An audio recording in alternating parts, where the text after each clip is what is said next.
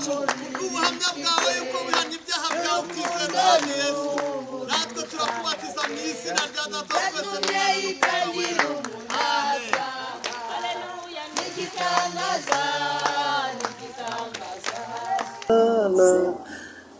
amahoro y'Imana niko bavuga amashuri agaruka nzamushimira ibyo. Okay, reka amashimire mu izina rya Yesu Kristo mwebwe mukurikirana Izabisoza TV. Imana y'amahoro ibaha umugisha kandi bishimira cyane. Tubahaye ikaze mu kiganiro cyacu cy'uyu munsi. Uko mbere yuko mubona iyi video mwabonye hari akavideo twacishemo ku mubatizo n'ibindi yagiye dusobanurira, ariko aha niho ntangiriye. Hari abantu babona udu highlight rero bakagira ngo akavuga iki kiganiro kuki mwayo mufata ibintu bigenda ku murongo neza bikarangira. Namwe rwose turabashimira cyane buryo kimwe mwabikurikiranye mukamenya yuko ariko ibyo ndabibasobanuriye. Hari igihe umuntu afata utu video twiza cyangwa se tumwe mu du highlight cyangwa se tumwe mu duteye amatsiko muri video katuzana imbere. Nuko iyo comment nayibonye kandi nyibonye nka kabiri, ariko niba na hano iyi comment yenda wari ugiye kwishyiraho umenye yuko ari iyo mpamvu. Yego, reka mbashimire cyane iburengerazuba, iburasirazuba, amajyepfo n'amajyaruguru, umujyi wa Kigali intera gatatu y'aba diaspora, abantu mukunda Izabisoza TV, abantu mukunda umushumba visionnaire niko bavuga kugira ngo nisanishe n'abafaransa. Yego, abantu mwese rero mukunda umwami Kristo kandi Kristo akaba ari muri mwebwe kandi akaba bakorera imirimo n'ibitangaza. Imana y'amahoro ibaha umugisha cyane. Mushumba nasanze muri kubatiza kiraho kamera, ariko uyu munsi naje kugira ngo tuganire iki aha tugiye guhera bijyanye n'imihango ndetse imihango y'itorero. Ariko noneho mbere yuko tuyiganiraho, ariko ni imihango yera y'itorero. Okay, murakoze cyane. Mbere yuko tuyiganiraho nabanza kubaza amakuru. Meze neza? Mugane wa mwana ati wabye vraiment. Okay, murakoze cyane yaba badukurikiye abakunda kudukurikira. Nitwa Pastor Alex Ndayigaya, ndi umupasitoro wo mu itorero rya ADPR. Umugabo maze gukura ndenze urubyiruko ubwo maze kugira imyaka 45. Iyo wagize 45 uba utakiri mu rubyiruko.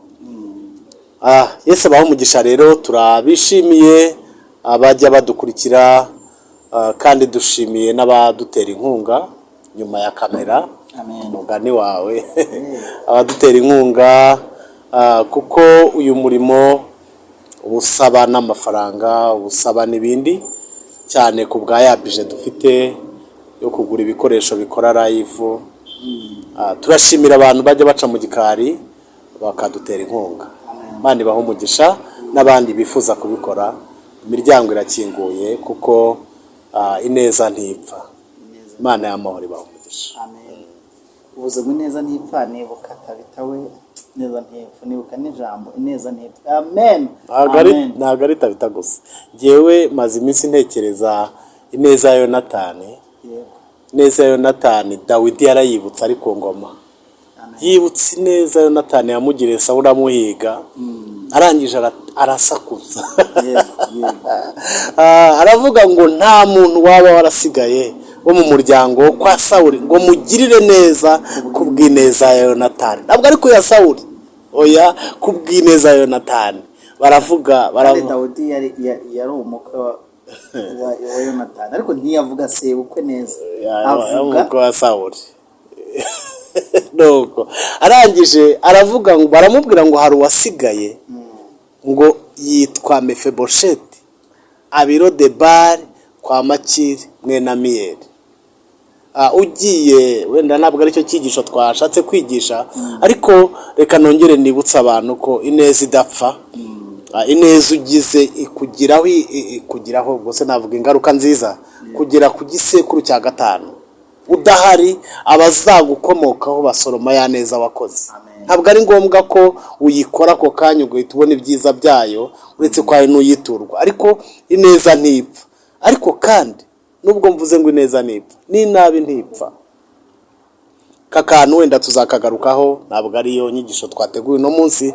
Twari tuvuze ngo abantu batugirira neza bashyigikira umurimo w'Imana, ineza ntabwo ipfa. Mu Baheburayo baravuga ngo kuko Imana idakiranirwa ngo yibagirwe imirimo myiza mwakoze n'urukundo mwagaragaje ko mukorera abera, n'uyu munsi mukibakorera. Nanone nimuhabwe umugisha. Amen. Nanone nibahabwe umugisha, natwe duhabwe umugisha mu izina rya Yesu Kristo wa Nazareti. Mwakiye kuri Izabisubizo TV. Nta bibazo byinshi ndakubaza, ahubwo nagusanze mu muhango wo kubatiza. Turi kuri hakurya ku Gisozi kuri Dove Hotel. Nibagiwe kandi umunyamakuru nakagobaye naragiye no gusabayo n'akazi. Akabanyamakuru ni gahari. Reka tugire gutya. Murakoze. Murakoze cyane. Noneho nifuza ko tuganira ku mihango y'itorero ariko yera. Yego. Mu by'ukuri ngiye kuguha ikaze, nigire kuri kamera, ubundi dusobanurire imihango y'itorero yera kugeza utugejeje ku uyu munsi w'umubatizo. Imana y'amahoro ibishimire cyane kandi baho umugisha mu izina rya Yesu. Murakoze cyane Emi, gusabira iteka uko nkwibutse kugira ngo uzasoze urugendo amahoro. Uko iyo dusiganirwa, Pawulo niko yabivuze, yavuze ngo ndimo ndaterana ibipfunsi ariko sindi nkuhusha. Aravuga ngo ndimo ndasiganirwa gusingira icyo Kristo yamfatiye. Mu kanya nibwo nasomye ayo makuru, nsanga mu nshuti yari afite Timoteyo yari arimo, nawe yasezeyeho bwa nyuma, aramubwira ngo ubu maze kumera nk'ibisukwa ku gicaniro. Narwanye intambara nziza, narinze ibyo kwizera, ngo igisigaye mbikiwe ikamba ry'ubugingo. Icyo nicyo nifuriza abagenzi dufatanyije urugendo, nicyo nifuriza abadukurikiye, uko uzagira iherezo ryiza, iherezo ry'abakiranutsi. Imana ibahe umugisha. Murakoze. Uyu munsi twagize umuhango wera wo kubatiza. Ni umwe mu mihango yera y'itorero uko ari 5, kandi ni umuhango mwiza, ni umuhango nkunda, ni umuhango wa gishumba. Umuhango wa gishumba, buriya hari imirimo ya gishumba. Hariho imihango yera y'itorero yageragejwe gushyirwa ku rutonde, ni imihango igera muri 5 ko mwabintu bitubajije. Ntabwo ndi buze kuyinjiramo cyane, cyakoza ndanyuramo gatoya, hanyuma mvuge kuri uyu nguyu mwadusanzemo wo kubatiza abizera bashya. Imihango yera yemewe cyane cyane na Bibiliya, ni imihango ubundi igera muri 2, nubwo hari 5 nayo yemerwa, turaza kuyigarukaho. Ariko imihango 2 Yesu Kristo we yaciyeho agakato. Umuhango wera wa mbere ni umuhango wo kubatiza abizera bashya. Uko turi bubigarukeho, ni misiyo y'itorero. Yaravuze ngo nimugende mu mahanga yose, ubwiriza abizera bose ubutumwa bwiza, abazemera muzababatize mu izina rya Data wa twese n'Umwana n'Umwuka wera. Amen. Uwo ni umuhango utagomba kwirengagizwa, ugirwa n'uko ukorwa. Turaza kugarukaho uko mwawudusanzemo. Undi muhango wa 2 ni umuhango wo gusangira ifunguro ryera. Uyu muhango wo gusangira nawo ni umuhango Yesu ubwe yawutangije, we wasize awutangije, yasize awutegetse abigishwa. Mbibutse ko uyu muhango wo gusangira ifunguro ryera ubusanzwe ni umuhango ufitanye isano na Pasika yo mu Egiputa. Mu Kuva ibice 12, ushatse wahera ku murongo wa mbere ukagera ku murongo wa 13, uhasanga uyu muhango wa Pasika. Imana yabibwiye Abisiraheli bari mu Egiputa, bari Gosheni. Iyo bigeza umuntu aba yumva yavugaho amakuru menshi, kuko hari igihe abantu bibwira ko kuba Abisiraheli baragiye mu Egiputa, baragiye banyazwe mu bunyage nk'uko n'ahandi bagiye banyagirwayo, ariko mu Egiputa ntabwo bagiye banyazwe. Oya, barijyanye ku bw'inzara bagenda bagiye gufunguza. igihe basangaga umuvandimwe witwa Yosefu. Ikindi cya kabiri, hagiye bene abavandimwe ba Yosefu, hagiye umuryango wa Yakobo, famiye ya Yakobo, baragenda kuko sinakwirwa mvuga inshuro bagiye, sinakwirwa mvuga iby'ubufindo Yosefu yakoresheje, sinakwirirwa mvuga kandi kugenda kwa Yosefu kuko yagiye mu buryo butari bwiza. Ibi bituma nibaza, hari abakozi b'Imana tugira bihemberwa. Urugero ni nk'abavandimwe ba Yosefu, iyo batamugurisha kuko bo bamufashe bifuza kugira ngo baburizemo inzozi, baramufata bamutanyagurizaho ikanzu. Abantu bari mu bihe nk'ibyo, ndagira ngo mbahumurize, ntabwo ari igitangaza ko umuntu w'inshuti yawe y'amagara yagukorera ibitandukanye n'ibyo wamutekerezagaho. Ntabwo ari igitangaza yuko abavandimwe baguhinduka bakagukorera ibyo utabatekerezagaho nk'abavandimwe, ariko ibyo bagukoreye ntabwo bibujije umugambi w'Imana kuzasohora ku buzima bwawe. Haleluya. Kuko Yosefu bakuru be baramufashe, bamubona ari kure, baravuga ngo nguriye akarosi yaje, baravuga bamwe batereka tumwice. Bashakaga kumwica kubera iki? Baravuze ngo turebe inzozi, turebe iby'inzozi ko bizasohora. Ariko nta wica inzozi. Haleluya. Nta wica inzozi, nta uroga inzozi, nta ugonga inzozi, nta numwe, nta uburizamo umugambi w'Imana. Inzozi zawe zizasohora uko byagenda kose. Agiye kubonabona baramusumiye kandi abagemuriye, baramusumira bamutanyagurizaho ikanzu, barangije bafata umwana w'intama bashyiramo, baragenda babikira se, baramubwira bati yapfuye, bati kandi yariwe n'inyamaswa z'inkazi, kandi ari abavandimwe be. Bagiye kumwica nibwo umuvandimwe we wa bugufi cyane aravuga atayiwe, ati mwimwica aya maraso yatazadukurikirana, ahubwo ni mumunage muri kiriya kintu, mumunage muri kiriya cyobo. Bamunazemo. Ndashimira Imana ko ibyo batunagamo dusanga amazi yarakamye kuko dusanze bw'amazi twanywa nkeri.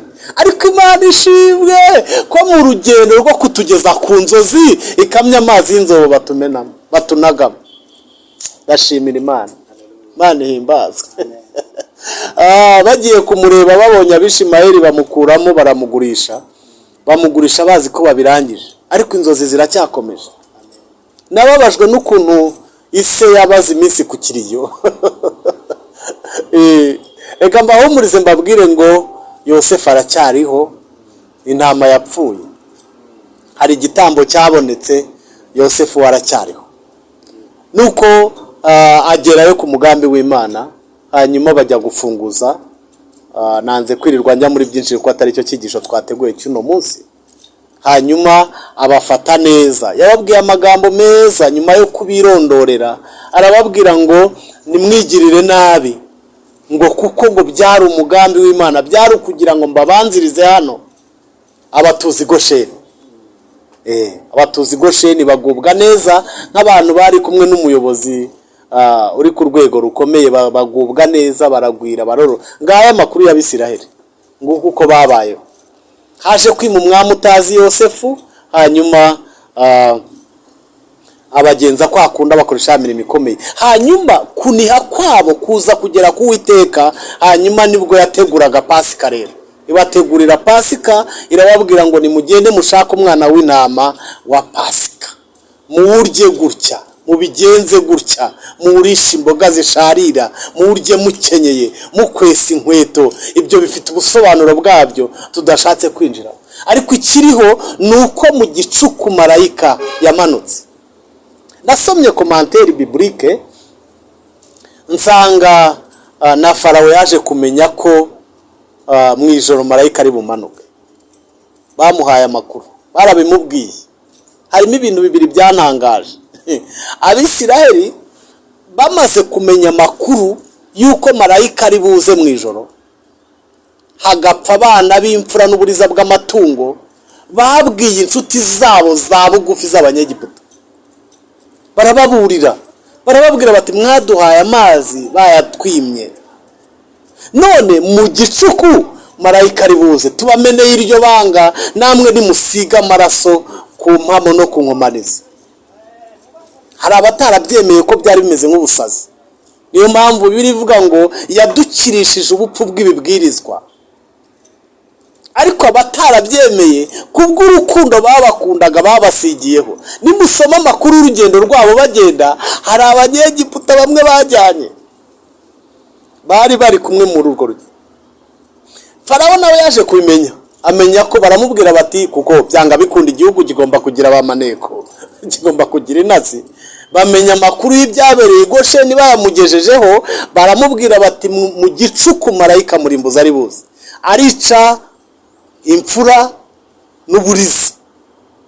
Arangije aravuga ati ibyo ntabwo babinteye, ahita deploying ingabo aravuga ati mushyireho uburinzi cyane cyane nimugera ku muhungu wanjye muhashinga akabago, muhashinga akantu. Ndashimira Imana ko ije kudutabara idakomanga. Haleluya, amen. ije kudutabara nta obstacle, nta bintu biyitambika. Uko yabigambiriye niko bizaba, kandi uko yabitekereje niko bizasohora.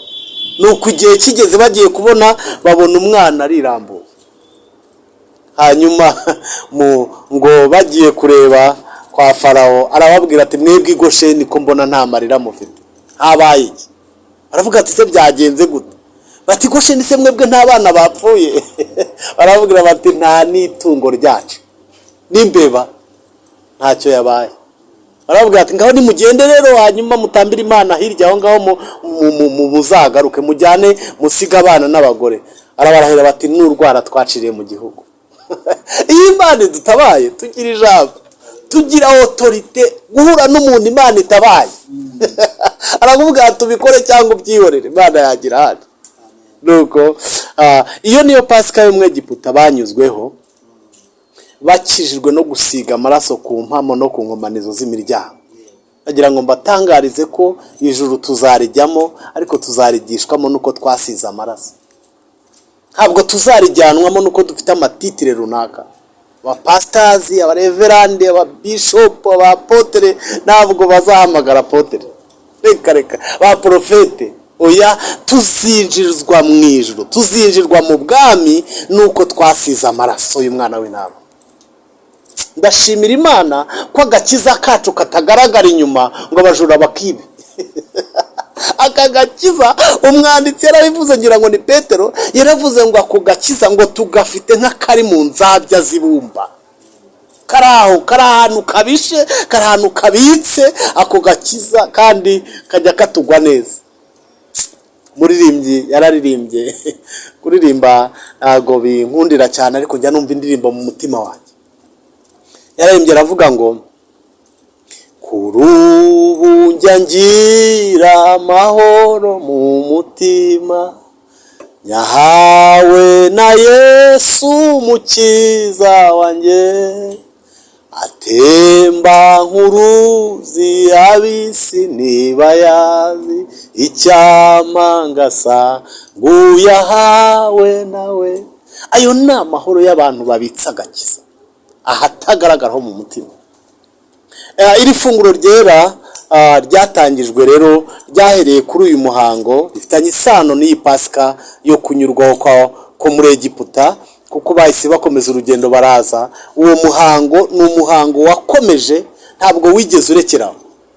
Umuhango bakoraga nibura muri Pasika y'Abisiraheli uko umwaka utashye. Uyu muhango Kristo avuka wari uriho, yawusanzeho. Niyo mpamvu nimusoma mu butumwa bwiza bwa Yesu Kristo, yaba muri Matayo ibice 26, yaba muri Luka ibice 22, muzahasanga ayo makuru. Avuka yasanze uwo muhango uriho, ariko wari umuhango wo kwizihiza Pasika yo mu Egiputa yo kunyurwaho. Uwo muhango bawukoze bwa mbere na mbere bawukoze bageze i Gerugari, bamaze kwambuka Yorodani. Bakoze umuhango wa Pasika, basangira umwana w'intama wa Pasika. Hanyuma bakimara gusangira umwana w'intama wa Pasika, uhereye uwo munsi Mana irahagarara, nibwo batangiye kurya ku bigugu by'igihugu. Mana batandukana nayo ubwo ngubwo. hanyuma Kristo amaze kuvuka igihe cyarageze, kuko uwo muhango yari asanzwe awukora kenshi, kuko wari umuhango uzwi.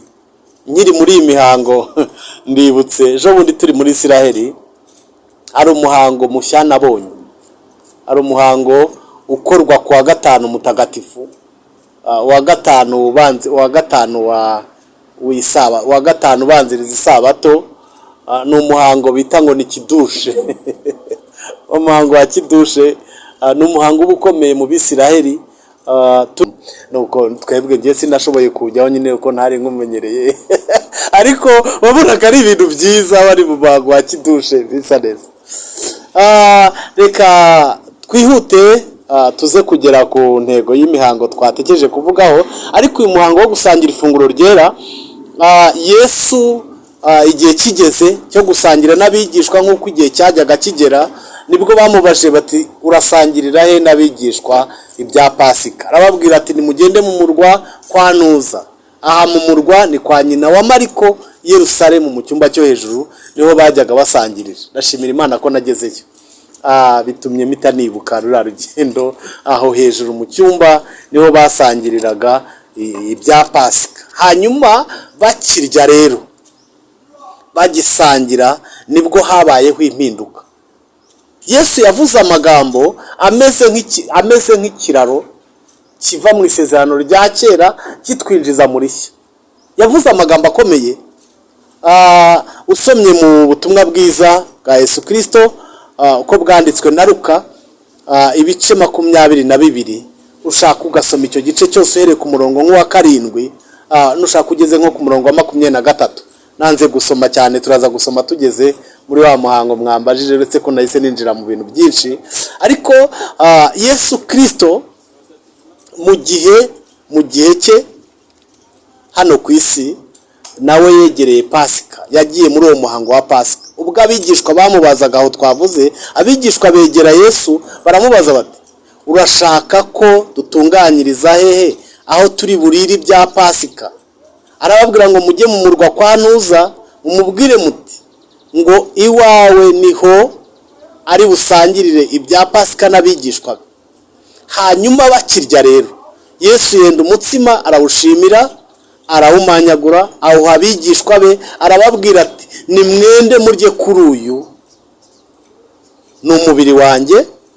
Yenda n'igikombe, aragishimira, arakiba, arababwira ati nimunywere kuri iki mwese, kuko ahantu muhakurikire, kuko aya ari amaraso yanjye y'isezerano rishya, ava ku bwa benshi ngo bababarirwe ibyaha. Imana ishimwe. Aka kantu yashyizemo nicyo kiraro yatinze kiva mu isezerano rishya. Ubundi babikoraga hepfo, yaravuze ngo mujye mubikora gutya kugira ngo munyibuke. Mbere babikoraga bibuka kunyurwaho ko mu Egiputa, ariko hano arababwira ngo ni amaraso y'isezerano rishya ava ku bwa benshi ngo bababarirwe. Noneho rero mujye mubikora gutya kugira ngo munyibuke. Yesu amaze kuzamuka, abigishwa begereye ifunguro ryera, ntabwo bibutse kunyurwaho ko mu Egiputa, ahubwo bibutse umwami ijoro bamugambaniragamo, bibutse urugendo bagendanye. Rwari urugendo rukomeye, kuko igihe twari muri Isiraheli twahereye ku musozi wa Elayono. Turi ku musozi wa Elayono twamanutse gatoya ahantu hasa n'ahamanuka cyane twerekera Getsemani. Tugeze Getsemani niho Yesu yasengeye, agera ku rwego abiri ibyuya bivanze n'amaraso. Hariya yari ari ku gise cy'itorero, nta gise kitababaza, yari ari ku gise cy'itorero. Avuye aho ngaho, tuvuye Getsemani twinjiye mu nzira y'umusaraba igenda ukuntu hirya, aho twagiye, aho yanyuze mu nkiko nyinshi mu gahe gato. Anyura kwa Pilato, ajya kwa Kayafa, ajya ku mutambyi, hari naho twasanze gereza iri hasi mu buvumo hasi. Ava aho ngaho yerekeza i Goligota i Nyabihanga.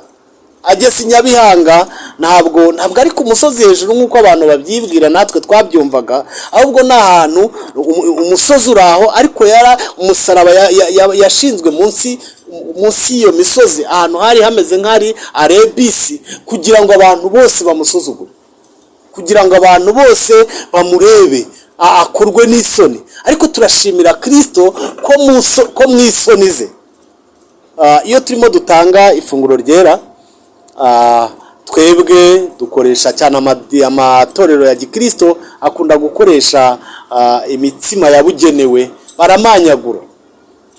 Uko kumanyagura ntabwo ari uko abakristo baba babuze amafaranga yo guterateranya ku buryo umuntu wese yakwifatira umugati we undi agafata uwe, ahubwo uko kumanyagura nuko gutanyagura bishushanya gutanyagurwa k'umubiri w'umwami wacu Yesu. Niyo mpamvu bikorwa gutyo. Kuri iki kintu kijyanye n'ifunguro ryera, umuhango wo gusangira ifunguro ryera urimo ibintu bigera muri bine bikomeye, ariko reka mvuge bibiri kugira ngo tuze kwinjira ku yindi mihango. Ikintu cya mbere kiba kuri uyu muhango ni ubusabane bw'abanyetorero. Gituma abanyetorero ubwabo basabana nk'ingingo z'itorero, ni ubusabane bw'abanyetorero. Hanyuma nyiri kuri ubusabane bw'abanyetorero biragatsindwa kubona umuntu mwasangiye igaburo ryera umugambanira. Ubundi ba mwarahanye igihango gikomeye, mwarasangiye urwibutso rw'umubiri n'amaraso by'umwami wacu, nimwa mukwiye kugambanira.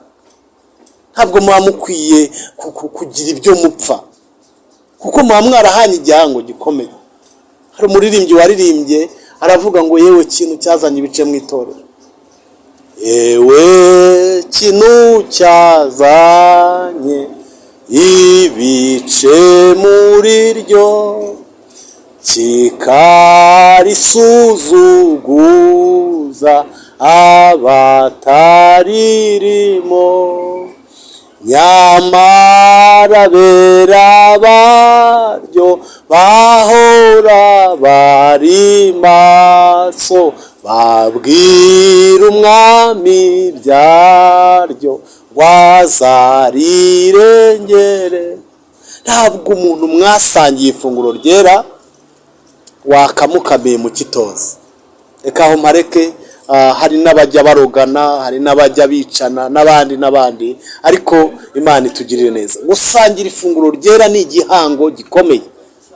Nyuma y'uko ari ubusabane bw'abanyetorero, ni n'ubusabane bwa Kristo n'abantu be, kuko ku igaburo ryera hari presence y'ijuru.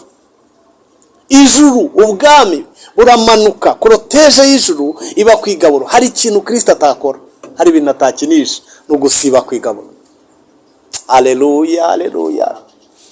Iyo turi ku ifunguro ryera ni itegeko, yaravuze ngo mujye mubikora gutya kugira ngo munyibuke. Byanga bikunda yatendinga uwo mwanya. Niyo mpamvu kubabyizera ku ifunguro ryera habaho imbaraga nyinshi, imbaraga zikiza, habaho imbaraga zihumanura, habaho imbaraga zisoza amasezerano ku ifunguro ryera, kuko ijuru ryose riba rihari. Ariko kandi habaho n'umuvumo ukabije.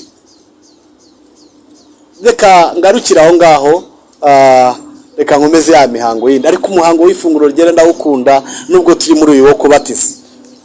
Undi muhango wa kabiri ukorerwa ku ifunguro, ukorwa mu itorero, umuhango wera, ni umuhango wo gusabira abana umugisha. Uyu muhango wo gusabira abana umugisha hari igihe abantu benshi batawuha agaciro, ariko ni umuhango ukomeye. Ubwawo ni umuhango urimo gushima, ni umuhango wo kwegurira umwana wawe, wo gutura Imana umwana. Turi Shilo ejo bundi nibwo batubwiye amakuru ya yuriya mubyeyi wasabaga umwana. Hana yasabye umwana ku rwego rukomeye kuko yari amukeneye. Inyuro za penina zari zarabaye nyinshi, ariko ureke n'inyuro no kuba hadafite umwana byari bibabaje. Ariko Imana imaze kumuha umwana, sinire mvugo iby'umutambyi yamubwiye, ni ibintu n'amateka muzi benshi. Ariko Imana imaze kumuha umwana, aramuterura aramuzana. Yari umwana w'ikinege, amuzana mu rusengero, amushyikiriza umutambyi, aramwibutsa, aramubwira ati ni njye wa mugore ninjye wasabaga umwana. Aravuga ngo Imana yampaye ibyo nayisabye, aravuga ngo nyituye kuyitura uyu mwana. Amusiga Shilo arigendera. Uzi ko Samweli yakuriye Shilo, yakuriye mu nzu mu batambyi, yakuriye Shilo, arinda ubwo akura, nawe Imana imukoresha iby'ubutwari, ariko amutura Imana, yari azi icyo akoze. Kuzana gusabira abana umugisha mu itorero ukamuha abatambyi, haba harimo ikimenyetso cyo kuvuga ngo uyu mwana ndagushimiye ko ari we wamumpaye. Ntabwo twakwirengagiza ko hari abajya kwa muganga kubyara hanyuma ntibatahane umwana, ndetse n'ubuzima bwabo bukahatakarira. Muri iki gihe biraneze, Imana idukubitira uwo mudayimoni uri kwica ababyeyi babyara. Mana ndagusenze ubyumve, duhagaritse izi mpfu z'ababyeyi za hato na hato turi kumva bari kugenda bapfa babyara. Iyo usanye uwo mwana mu rusengero uba ukoze ikimenyetso cyo kuvuga ngo ndagushimiye ko ari wowe watumye ntwita, hanyuma ugatuma mbyara, none ndamugutuye. Nukurekonesa ukarekonesa icyo Imana yakoze, ko wagiye ukaza utikoreye amaboko kandi nawe ugataha. Hanyuma ikindi cya kabiri ni ugushyira uwo mwana mu bwishingizi, ukabwira Imana ngo uyu mwana ndamuguhaye, murerere mu biganza byawe, kandi Imana irabishyigikira. Ngiye bansabiye umugisha nkuze, nari mfite imyaka iri nk'itandatu, badusengeye ahantu bamaze kubatiza ahantu bita mu Rwabashyashya, urenze mu Nkoto, napfukamye mbizi. Ariko umugisha wagitambye nahawe, ibiganza narambitsweho nyiri umwana, byagiye binshigashyira no mu rubyiruko nari no kubyiruka kwanjye kugeza n'uyu munsi, mbona inyungu z'ibiganza narambitsweho. Gusabira abana umugisha, reka nsaba umubyeyi wese unyumva atarabikoze najyana umwana mushyira abatambyi bamusabira umugisha. Undi muhango ni umuhango wo gushyingira abizera, wo gushyingira abakristo. Iyi mihango ni imihango yo muri yatekerejweho, ariko yemejwe buhoro buhoro hashingiwe ku mihango igaragaza isura yayo mu isezerano rya kera. Ikindi yari imihango yagiye ivugwaho na Yesu. Ikindi yari imihango imwe n'imwe yagiye ikorwa mu isezerano rya kera, abakristo bakayemera nk'iyera, kandi koko iyo mihango iremerwa kandi irakomeye. Gushyingirwa nawo ni umuhango wera w'itorero. Niyo mpamvu uyu muhango abakristo bakwiye kuwitaho cyane, bagataha ubukwe bwa bene data. Ubwo ni umuhango wera, uhesheje Imana icyubahiro, uhesheje itorero icyubahiro, ariko uhesheje n'imiryango itorero, nakuhesheje n'imiryango icyubahiro. Murakoze cyane. Hanyuma undi muhango wundi ni umuhango wo gushyingura abakristo bizera. Nawo ni umuhango wera, ariko ntabwo ari abantu bose bakwiye kunyuzwa mu rusengero. Niba uri umukristo twarasangiye ifunguro ryera, uri umukristo w'umwizerwa, tugutangira ubuhamya, ngwino tugusezereho mu rusengero aho waririye ifunguro ryera, aho twakoraniye imirimo y'Imana, aho twahaniye igihango. Ngwino tunezerwe, dushimire Imana ko dushingiye mu ijoro. Hari korali imwe yaririmbye iravuga ngo nudutanga uzabatahe, nudutanga uzabahobere, ubabwira utabagenzi bari mu nzira aho abagenzi bategerereza.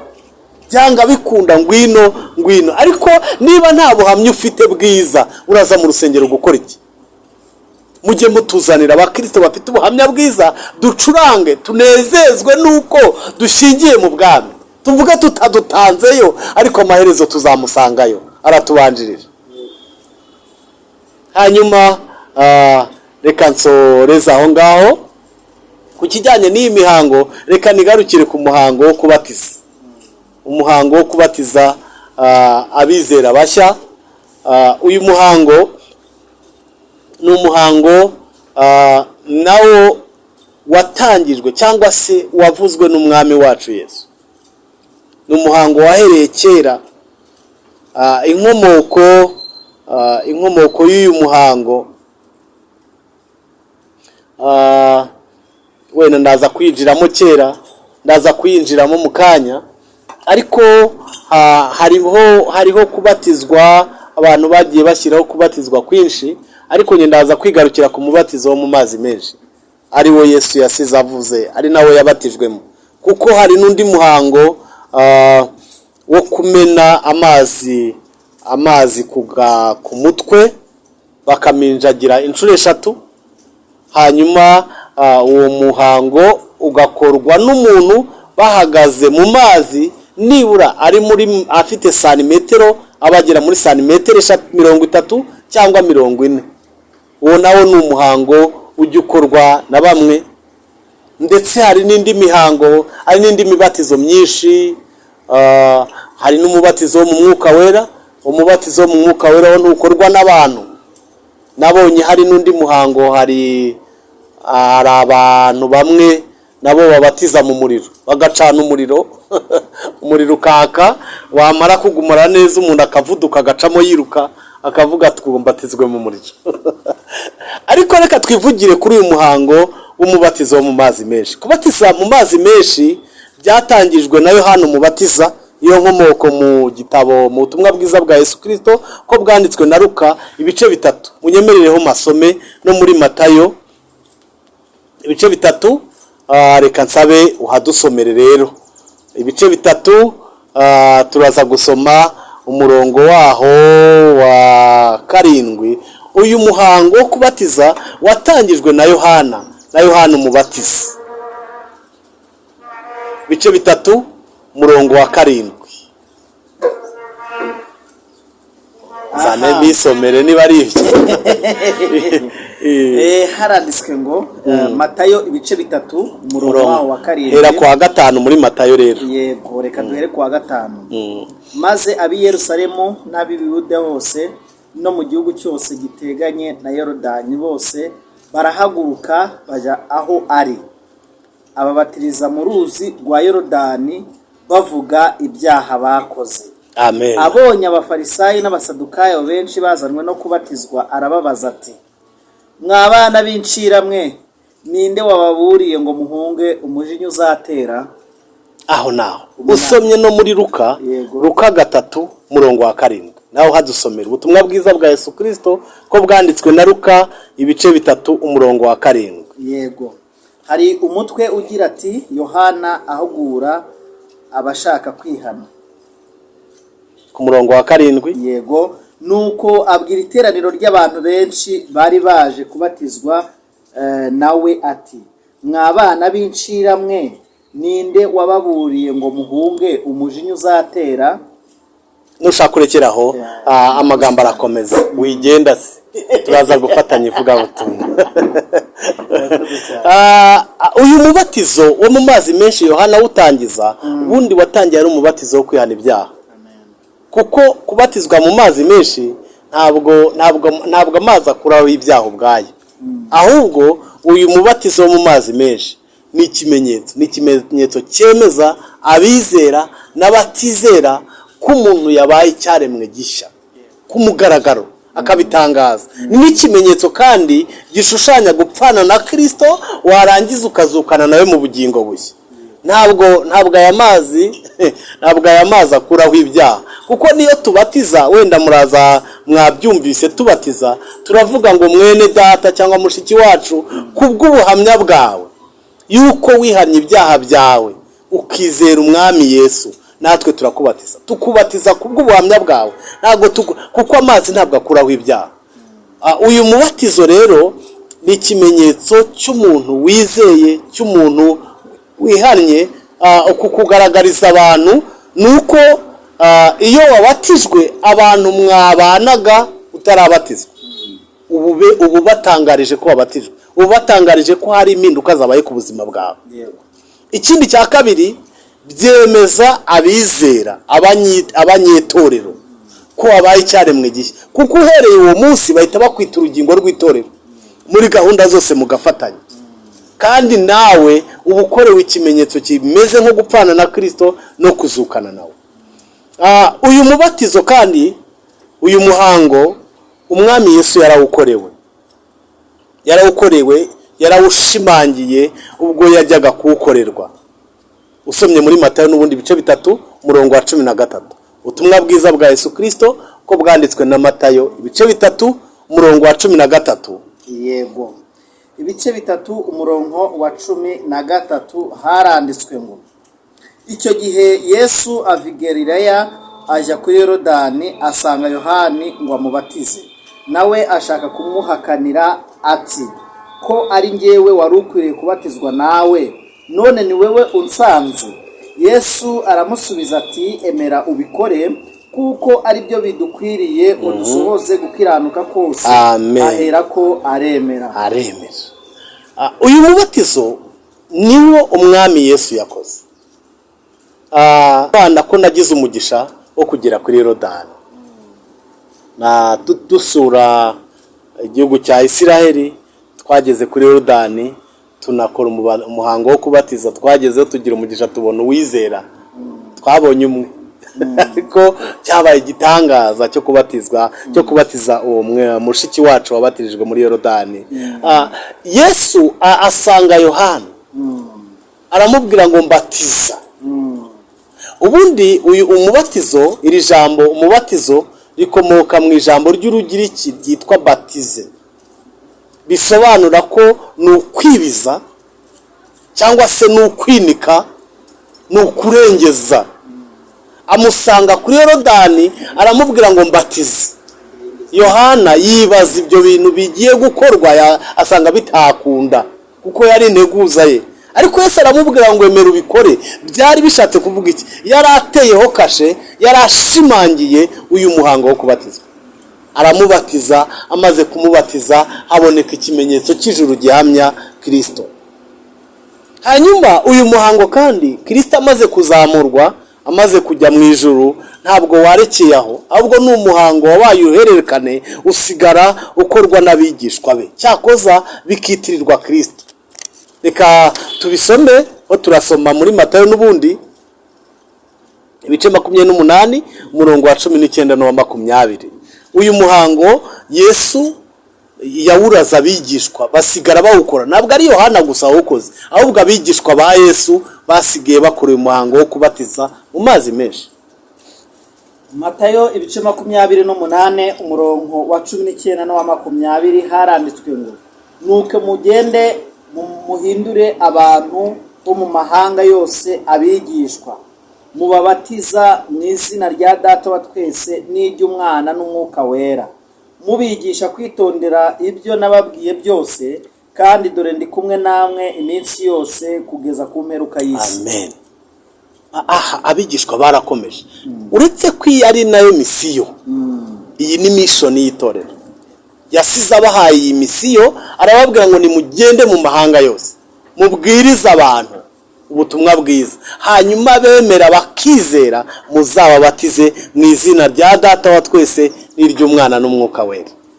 Abigishwa bakoze uyu murimo bagoye, kuko barabatije bakabatiza mu izina rya Yesu. Abayuda barwanyije iri zina, bararirwanya cyane, kugeza n'igihe noneho abigishwa babihaye agaciro. Waza uvuga uti ndizeye, bakakubwira bati ikimenyetso cy'uko twemera ko wizeye ni ukwemera kubatizwa mu izina rya Yesu.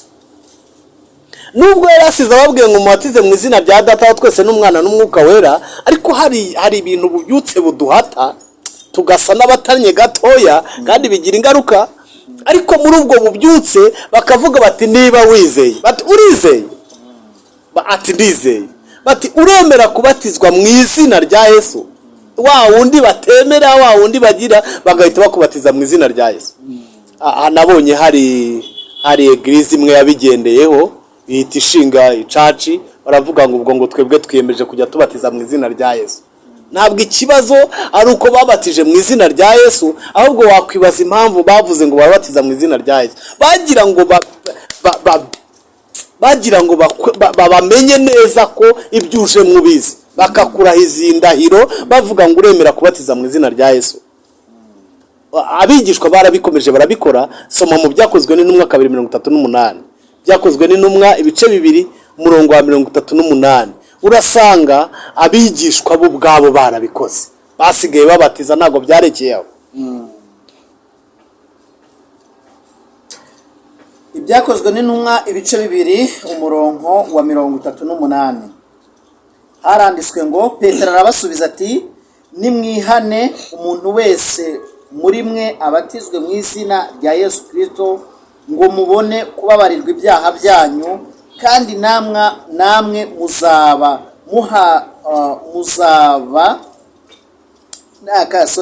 kandi namwe muzahabwa iyi mpano y'umwuka wera. Amen. 39 ntacyo na aho ya rekeraho ngaho abigishwa basigaye babikora, cyangwa se iyo babikoraga ngo byitirirwaga umwami wabo kuko babikoraga mu izina rye. Kubatizwa mu mazi menshi, ibi mwasanze dukora tubatiza, ntabwo ari inzaduka, ntabwo ari umuhango w'inzaduka, ahubwo ni ibintu biri mu byanditswe. Turimo turasohoza umurimo w'umwami wacu Yesu Kristo, kandi turashimira Imana kuko bukeye nuko bwije Imana igenda itwongerera abakizwa. Ntabwo kubatizwa mu mazi menshi gusa bihagije, ahubwo cyane cyane no kubatizwa mu mwuka wera birakenewe.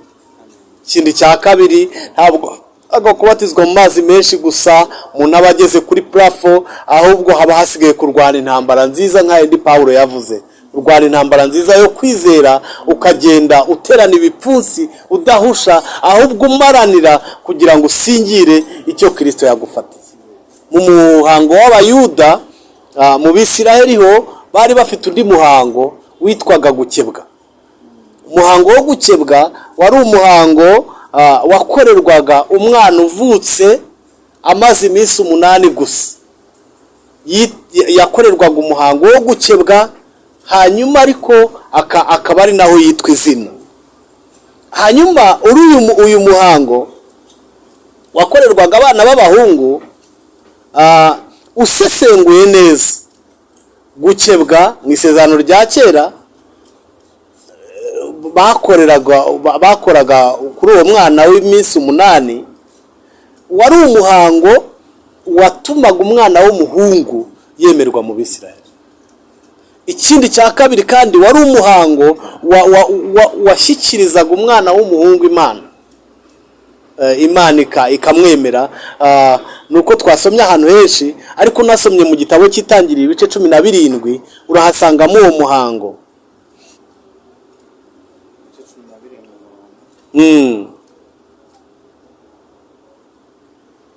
Umurongo wa 10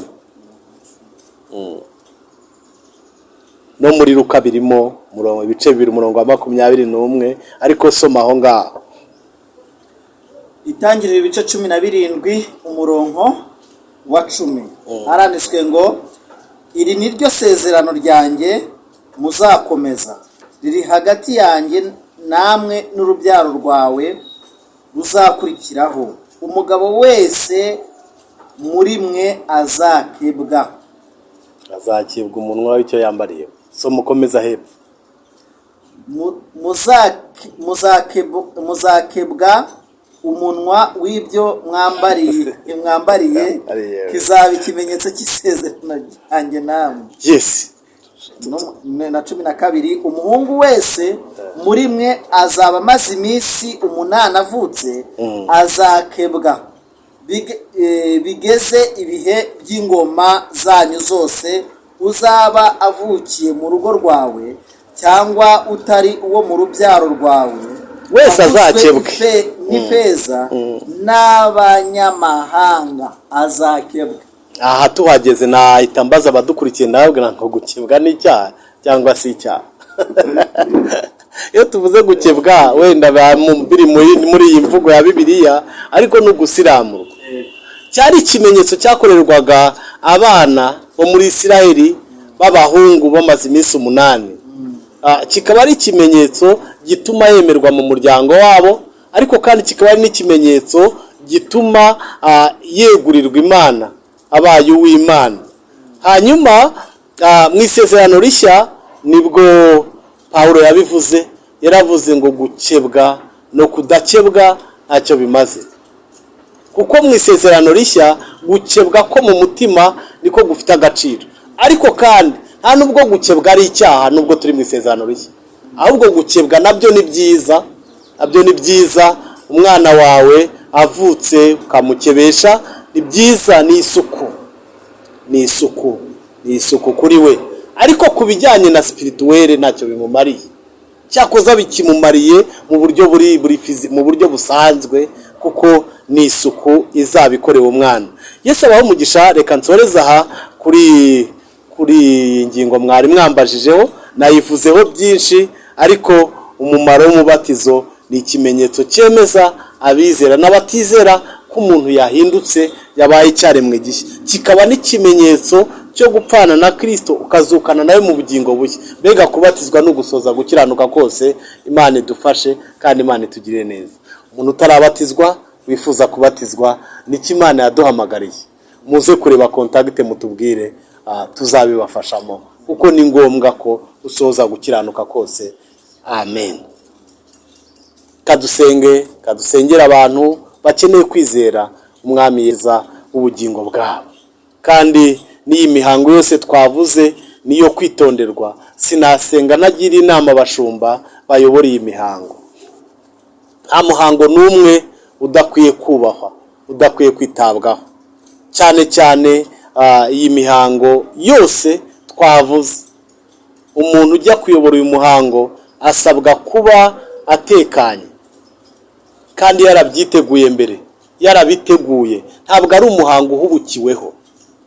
Bibutse ko tuba duhagaze mu cyimbo cya Kristo, tuba turi intumwa mu cyimbo cya Kristo. Ugomba guhesha agaciro uyu muhango.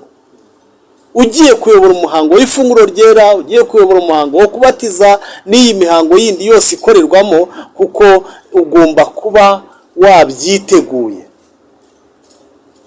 Iyo nzajya kuyobora umuhango w'ifunguro ryera, ndirinda mu rugo, nubwo n'ubundi ntasanzwe ndi intare, ariko ndirinda, mfata umwanya wo kwitegura kugira ngo nzajye muri uyu muhango nta kibazo mfitanye n'umuryango wanjye.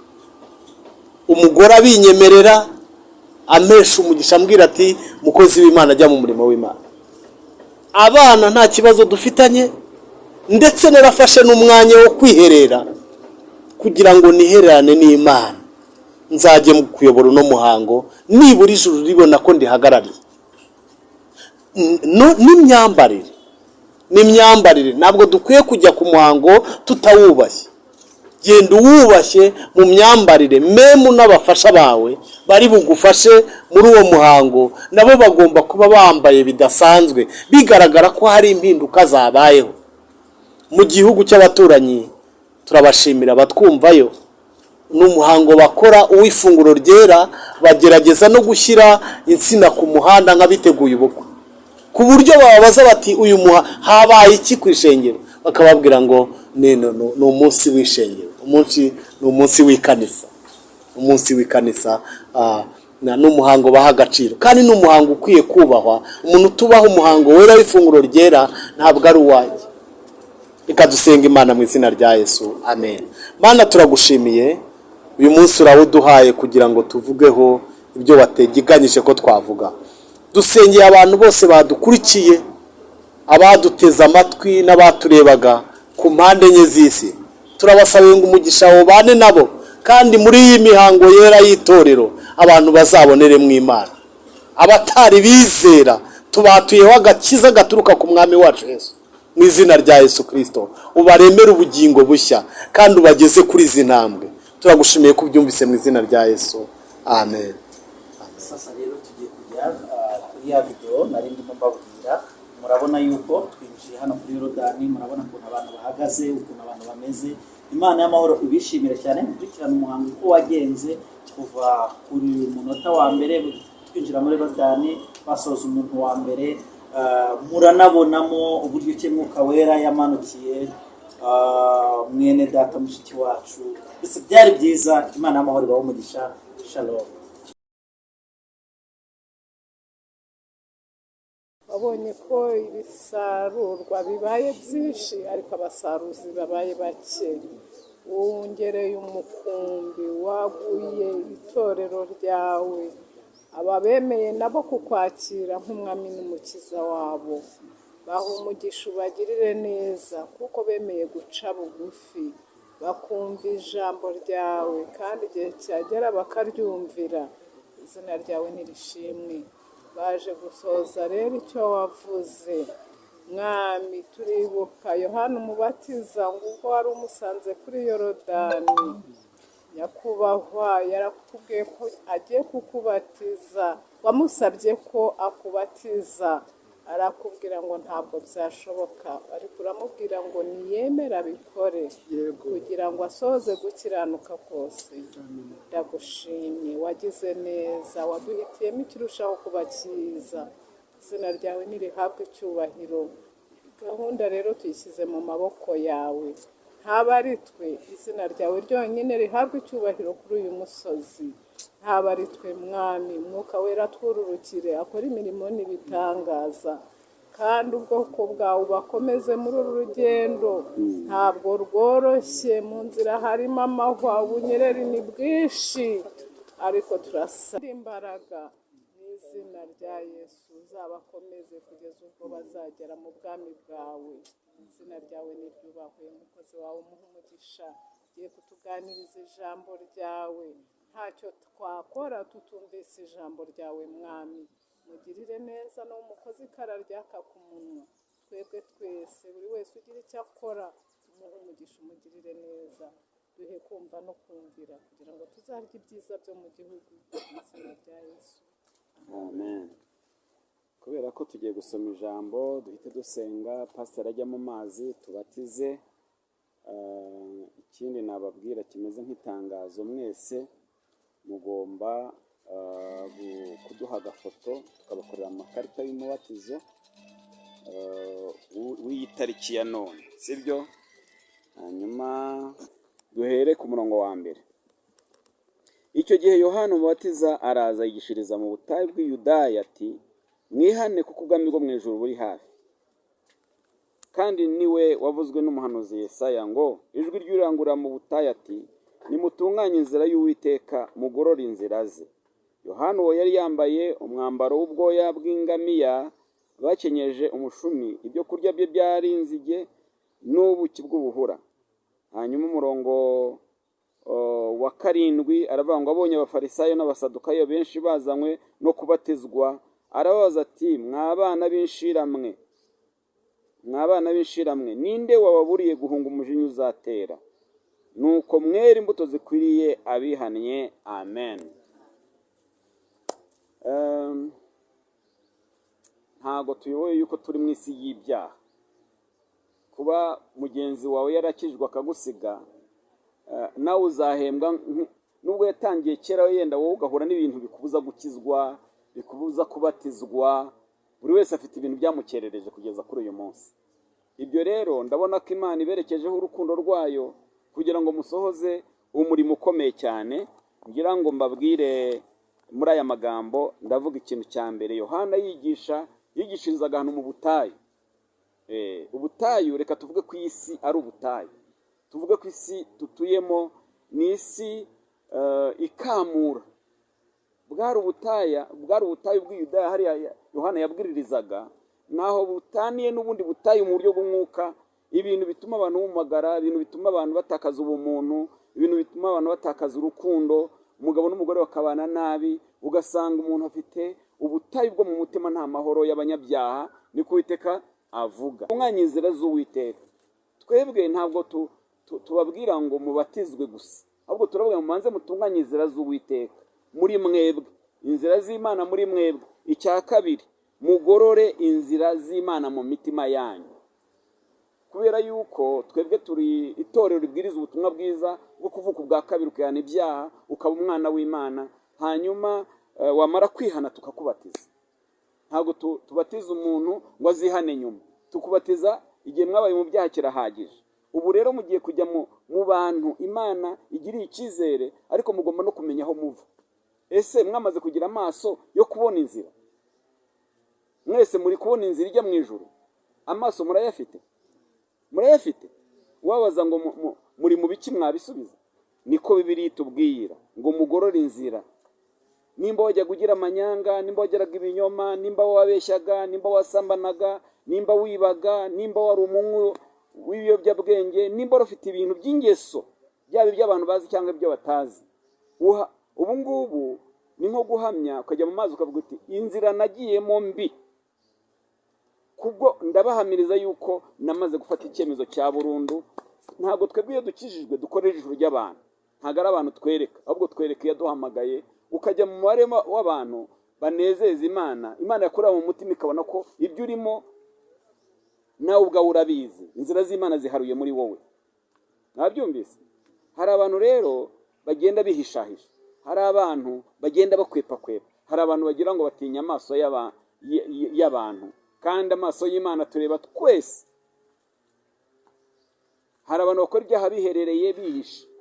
Ubu jyewe ntabwo pastor ugiye kubabatiza, nanjye ugiye guhabya umubatizo wanyu nk'umushumba n'aba badiyakoni, ntitwamenya mu mutima hahindurwa na Yesu. Niba umenya ibiri mu mutima, nimba koko warakijijwe, Imana ishimwe, hanyuma ikimenyetso kigaragaza ko ibyo bintu byakubayeho nuko ugomba gutera intambwe ukabatizwa. Gira umugore umwe ngo arangije arababwira ati mba rero murabatijwe ndabyemeye, ariko mugende nanone mwera imbuto zikwiriye abihannye. Ikigaragaza ko wihannye icya mbere no kwera imbuto. Abo wera imbuto ba mbere ni abagukikije, ni umugore, ni umugabo wawe, ni abana bawe, bakabona ko wagize gute, ko wahindutse. Kwera imbuto nta kindi, ukureba wese akavuga ati uyu muntu yarakijijwe, nta kigendera mu manyanga, nta kibeshya. Nimba munacuruza bamwe, mwajyaga mucyeta, mwajyaga mukora ibintu bitabaho mu mateka yanyu, mwanditse amateka imbere y'Imana bati ariko uyu muntu naremye yarankoze isoni yemwe. Ubu ntabwo mugiye kureba ijisho ry'abantu gusa, n'Imana igiye kugushyiraho ijisho uko bukeye n'uko bwije. Itorero ubu namwe mu nyuma mwasanze twarahubatse, amafaranga yarashowe, abandi barabashoreye, twebwe twarabashoreye kubaka ahantu heza dushobora guhabwa serivisi. Ubu nimuzajya mwarishyura, Yesu yarishyura. Amahirwe rero n'abazashaka gukoresha ibiro hano, amahirwe ahari. Iyo ushaka sale ya miliyoni, hano hari sale ya kirabamindi nka 5. Uzi ko abandi ubwo bishyura miliyoni kubikodesha, umupantekote azakagira bakamuganira na 30%, kubera ko wadetereza akishyura 700, abandi bishyura miliyoni. Urumva atari ibitangaza? Niyo uje kunywaga akantu hari uri umupantekote baragugabanyiriza, iyo ari dukeya ni 10%, yaba ari ibintu binini bakagabanyiriza 90%. Murumva rero wawe turagushimiye ko yinjiye mu mazi kugira ngo abakuze, ababizera bashya turabasengeye kugira ngo mwami uyu muhango wera tugiye gukora Mwuka Wera buhamye, natwe tubihamije mu izina rya Yesu Kristo. Kandi iki gikorwa mwami Yesu kibi gikorwa mwami tuzagukomeza gukora kugeza ubwo impanda y'Imana yose izavuga. Umugisha umukozi wawe, umugisha twebwe twese turi hano, mu izina rya Yesu tubisabye, amen. Wibajyana kure, igira hino cyane, begere rero. Ubwo Yesu yinjiraga muri njye, none mu mutima wanjye wuzuye Bene data, kubw'ubuhamya bwawe yuko wihannye ibyaha byawe ukizera umwami Yesu, natwe turakubatiza mu izina rya Data wa twese n'Umwana n'Umwuka Wera, amen. Nigitangaza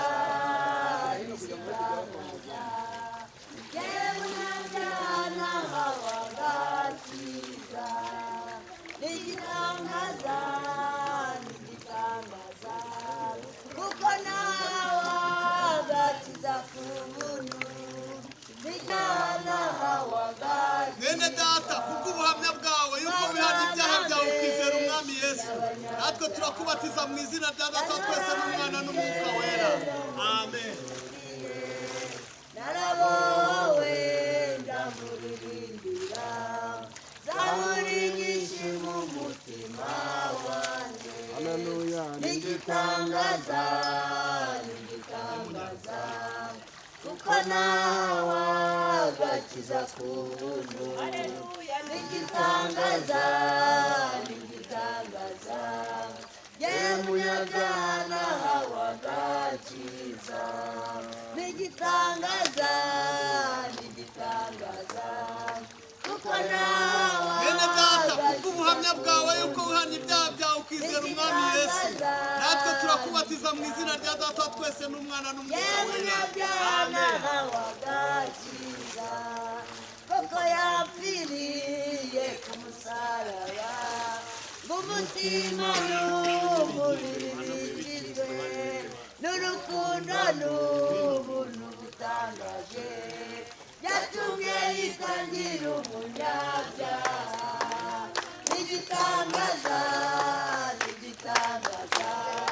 kuko nawe agakiza ku buntu n'igitangaza bene data kubw'ubuhamya bwawe yuko wihanye ibyaha byawe ukizera umwami Yesu natwe turakubatiza mu izina rya Data twese n'Umwana n'Umwuka amen kuko nawe agakiza ku buntu n'igitangaza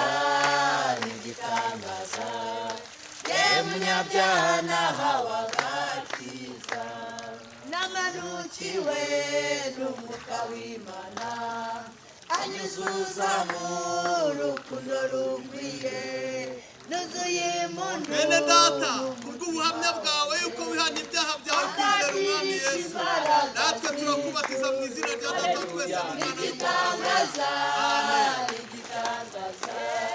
kuko nawe agakiza ku buntu n'igitangaza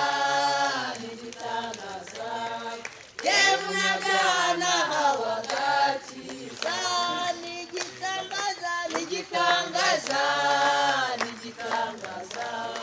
kuko nawe agakiza ku buntu n'igitangaza bene data kubw'ubuhamya bwawe yuko wihanye ibyaha byawe ukizera umwami Yesu natwe turakubatiza mu izina rya Data twese n'Umwana n'Umwuka anyuranyije n'ubwo inshuti ye narabohowe ndamuririmbira zaburi nyinshi mu mutima wanjye n'igitangaza kuko nawe agakiza ku buntu n'igitangaza yewe munyabyaha nahawe agakiza kuko yapfiriye ku musaraba ng'umutima mushiki wacu kubw'ubuhamya bwawe yuko wihanye ibyaha byawe ukizera umwami Yesu natwe turakubatiza mu izina rya Data twese n'Umwana n'Umwuka amen n'igitangaza kuko nawe agakiza ku buntu n'igitangaza ye munyabyaha nahawe agakiza n'igitangaza kuko nawe agakiza ku buntu n'igitangaza ye munyabyaha nahawe agakiza namanukiwe mushiki wacu kubw'ubuhamya bwawe yuko wihanye ibyaha byawe ukizera umwami Yesu natwe turakubatiza mu izina rya Data twese n'Umwana amen agatirisha imbaraga zinshi n'igitangaza kuko nawe agakiza ku buntu n'igitangaza ye munyabyaha nahawe agakiza n'igitangaza kuko nawe agakiza ku buntu n'igitangaza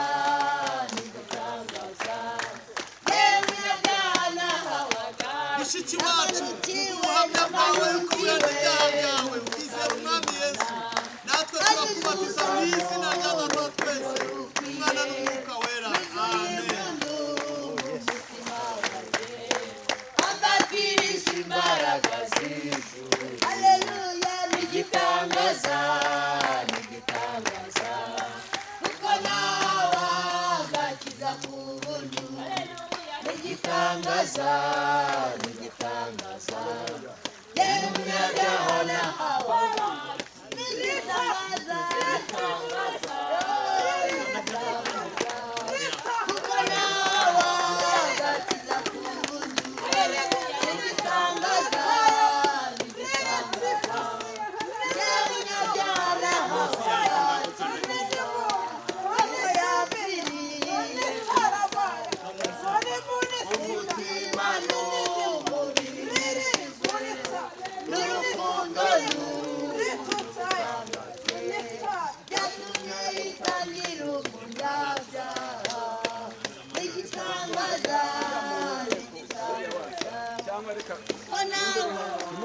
gakiza ku buntu n'igitangaza n'igitangaza yewe umunyabyaha nahawaga n'igitangaza n'igitangaza n'igitangaza kuko nawe agakiza ku buntu igitangaza mushiki wacu kubw'ubuhamya bwawe yuko wihanye ibyaha byawe ukizera umwami Yesu natwe turakubatiza mu izina rya Data twese n'Umwana n'Umwuka wera amen. azizuza mu rukundo rukwiye nuzuye impundu mu mutima wanjye n'igitangaza yewe umunyabyaha nahawaga namanukiwe